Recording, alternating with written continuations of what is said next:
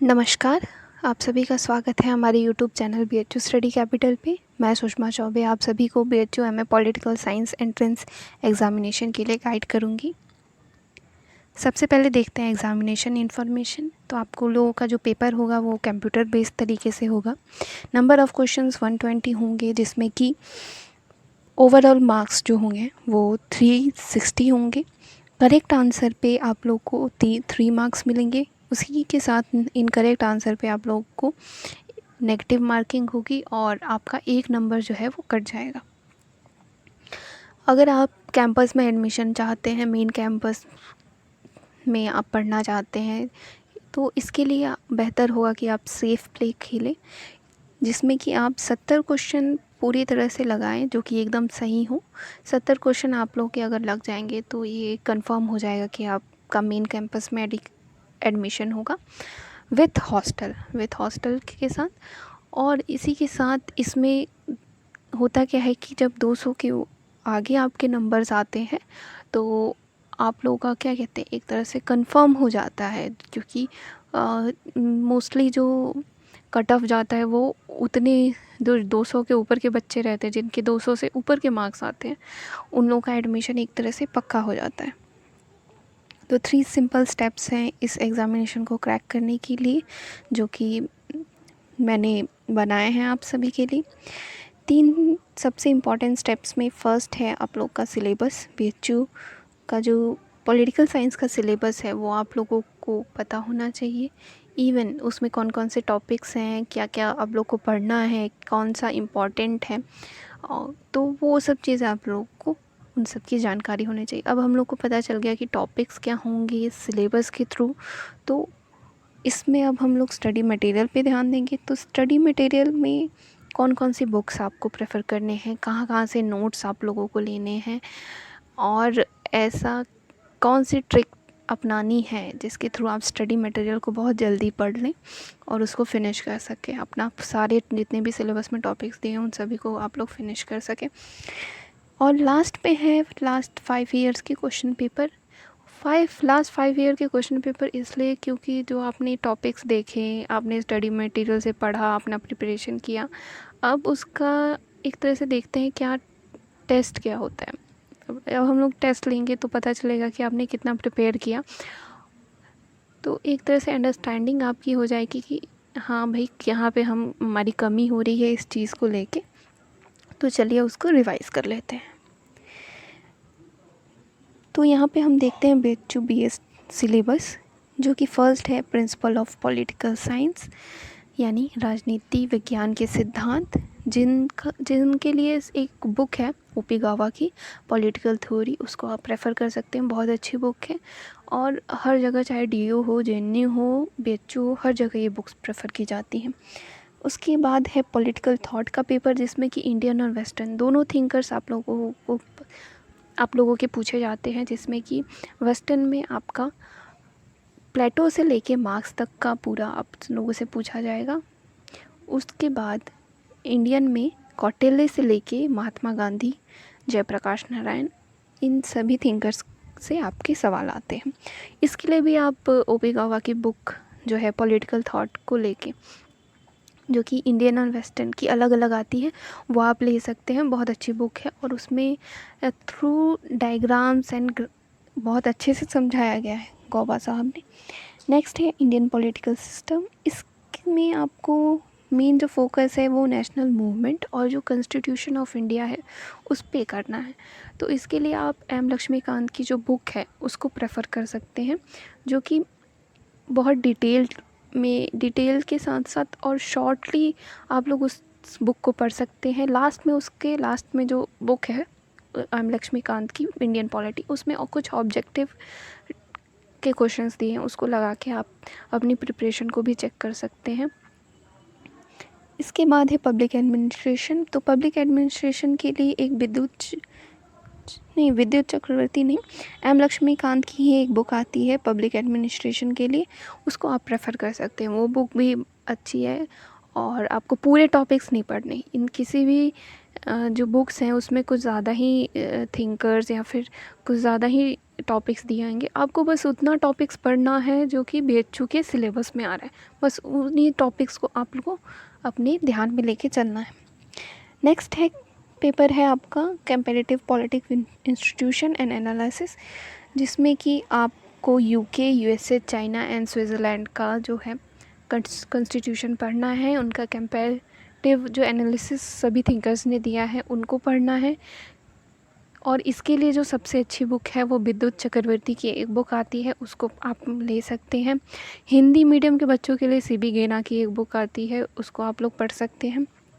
Next है international politics. International politics के लिए आप एंड्रू हैवुड की बुक पढ़ सकते हैं, जो कि बहुत अच्छी बुक है। उस बुक का नाम है ग्लोबल पॉलिटिक्स, और उसमें भी आपको थ्रू कीवर्ड्स देखने हैं, इजी नोट्स उसमें दिए हैं, वो सब आपको पढ़ने हैं। पूरी बुक नहीं पढ़नी, किसी को भी पूरी बुक बिल्कुल मत पढ़िएगा, क्योंकि वो एक MA लेवल की बुक है। आप बस प्रिपरेशन के लिए उसमें से कुछ जो टॉपिक्स हैं वो सब आप लोगों को पढ़ने हैं। अब वो सब पिछले साइड में हम लोगों ने कुछ पर्टिकुलर पेपर पे पर्टिकुलर बुक है उसके बारे में बात की। अब यहाँ पे है कि अगर आपको ओवरऑल पढ़ना है हर एक चीज़, तो हिंदी मीडियम वाले लोग बच्चों के लिए राजनीतिक विज्ञान का समग्र अध्ययन एक पुस्तक आती है, जिसको आप पढ़ेंगे तो उसमें आपका ये सभी टॉपिक्स दिए रहते हैं, मतलब आपके सभी पेपर्स इंक्लूड रहते हैं। दूसरी इंग्लिश मीडियम के लिए अरिहंत की गाइड आती है फॉर UGC नेट, इसमें भी आपके सभी पेपर्स इंक्लूड रहते हैं। पर इन दोनों में डिफरेंस क्या है कि हिंदी मीडियम में की जो बुक है राजेश मिश्रा की, उसमें आपका क्या कहते हैं पॉइंट टू पॉइंट दिए गए हैं, पॉइंट वाइज नोट दिए गए हैं। और वहीं अरिहंत की जो गाइड है उसमें पैराग्राफ वाले नोशन में दिया गया है जितना भी टॉपिक्स हैं या फिर जो भी टॉपिक्स डिस्क्राइब किए गए हैं। पर इसमें एक और ख़ासियत आप देख सकते हैं कि इसमें आपको ऑब्जेक्टिव मार्क करने को मिलेंगे, आप ऑब्जेक्टिव्स को बहुत अच्छे से मार्क कर सकेंगे। नेक्स्ट है इंडियन पॉलिटी, जो कि M लक्ष्मीकांत की आती है, इसको बुक ज़रूर पढ़िए। ये बुक ऐसी है कि अगर आप पॉलिटिकल साइंस में अगर आगे करियर बनाना चाहते हैं, अगर कोई आप UPSC की भी तैयारी करते हैं कुछ लोग, तो उनके लिए भी ये बुक पढ़ना बहुत ज़रूरी हो जाता है। तो ये 3 बुक्स हैं जो कि आप लोग को, अगर कोई पर्टिकुलर बुक नहीं लेनी, बहुत कम टाइम है आपके पास पढ़ने का, तब आप ये तीनों बुक्स प्रेफर कर सकते हैं। ठीक है। नेक्स्ट है आपका इम्पोर्टेंट नोट्स ऑफ BA। जो BA के आपके जो नोट्स होते हैं, जो आप लोगों ने खुद के बनाए होते हैं, वो आप पढ़िए, क्योंकि थोड़े ईजी होते हैं, आपने खुद अपने हाथों से बनाए हैं, तो वो आपको बहुत जल्दी देखते ही समझ में आ जाएंगे।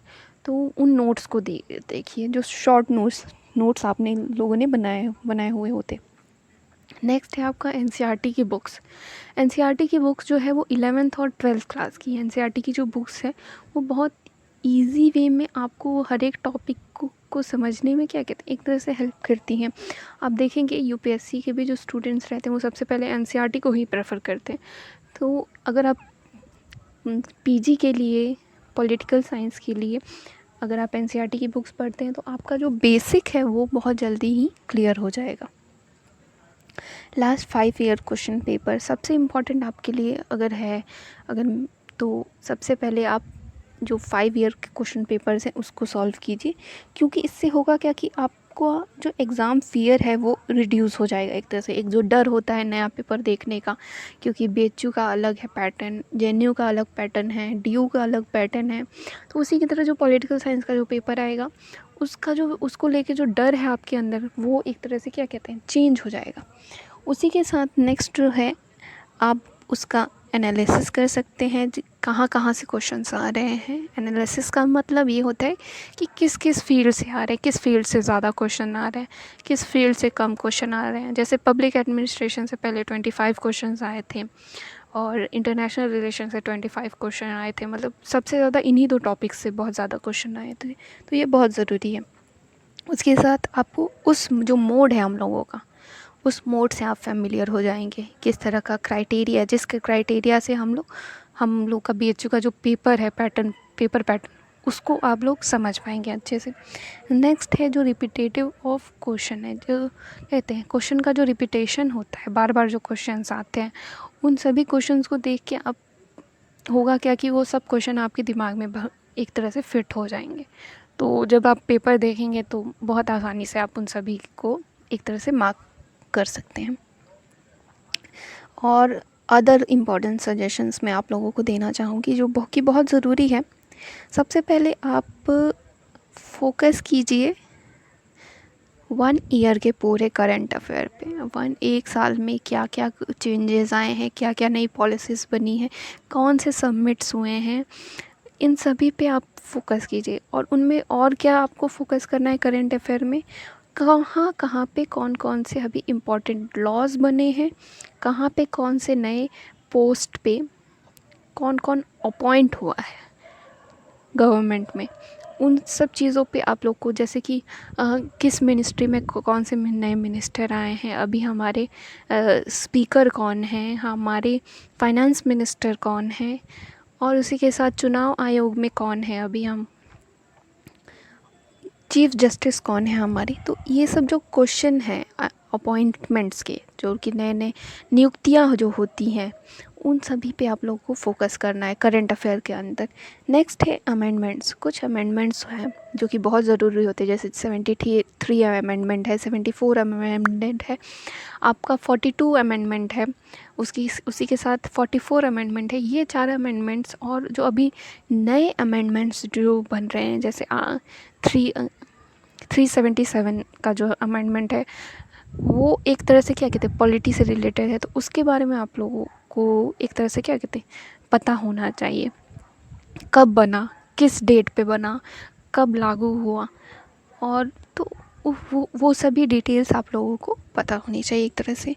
नेक्स्ट है आपका reason to join BHU study capital का जो क्रैश कोर्स है, उसको आप क्यों ज्वाइन करें, आखिर क्या रीज़न है, आखिर क्यों ज्वाइन करें आप लोग। तो फर्स्ट इसका रीज़न क्या है कि हम लोग एक तरह से आप लोगों के लिए लाइव क्लासेस ऑर्गेनाइज़ कराते हैं, उसी के साथ रिकॉर्डेड वीडियोस हैं। अगर कहीं पे आपको का कोई भी कन्फ्यूजन है, आप दोबारा जाके वो वीडियोस देख सकते हैं। स्टडी मटेरियल, हम लोग स्टडी मटेरियल आप लोग को प्रोवाइड कराते हैं जो कि बहुत ही ईजी होते हैं आप लोगों के लिए। बहुत ही जो ब्रॉड सिलेबस होता है आप लोगों का, वो बहुत जल्दी से आप कैप्चर कर सकते हैं। एग्ज़ाम के पैटर्न के हिसाब से वो क्या कहते हैं आप लोगों के लिए हम लोग बनाते हैं और आपको प्रोवाइड करते हैं। नेक्स्ट है आपको सॉल्व प्रीवियस ईयर के क्वेश्चंस हम लोग देंगे, ताकि बहुत जल्दी ही आप उस क्या कहते हैं चीज़ों से रिलेट कर पाएँ, क्या है पैटर्न, क्या है एग्ज़ाम का, उससे रिलेट कर पाएँ। फिर टेस्ट सीरीज़ आपको हम लोग प्रोवाइड कराएंगे, और वीकली क्विज़ होता है आप सभी का। और सबसे इम्पॉर्टेंट चीज़ क्या है कि आप लोगों का जो एंट्रेंस की प्रिपरेशन है, उसके थ्रू आउट हम आपका काउंसलिंग तक आपके साथ रहते हैं। आपका कोई डाउट हो, कहीं पे कोई डिफ़िकल्टी आती है, हॉस्टल नहीं मिल रहा है, या फिर कोई भी प्रॉब्लम हो, अगर आप जब आते हैं बनारस में, या फिर थ्रू आउट कॉल भी आप पता कर सकते हैं।